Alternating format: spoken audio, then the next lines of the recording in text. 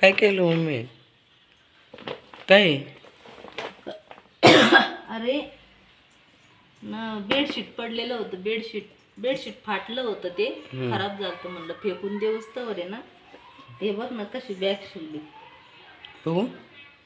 हे बघ. बापरे, फेकून देऊस चांगलं आहे. तर मला आता बाहेर कुठं दुकानात जायचं म्हणलं. युट्यूबला बघून शिवली. युट्यूबला बघून. हा का?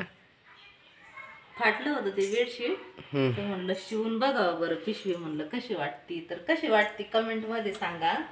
मी पहिली बार युट्यूबला बघितलं, पहिली बार अशी शिवून बघितली, तर कशी झाली मला कमेंट मध्ये नक्की सांगा.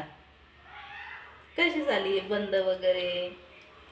चेन नाही लावली बरं का त्याला, कारण यशला दुकानात जावं लागतं ना काही सामान वगैरे आणायला. तर तो सारखं म्हणतो डब्याची पिशी दे. तर म्हटलं आता थोडं उरलेलं आहे बेडशीट, चांगलं नाही तर असं इरलं होतं, खराब झालं होतं.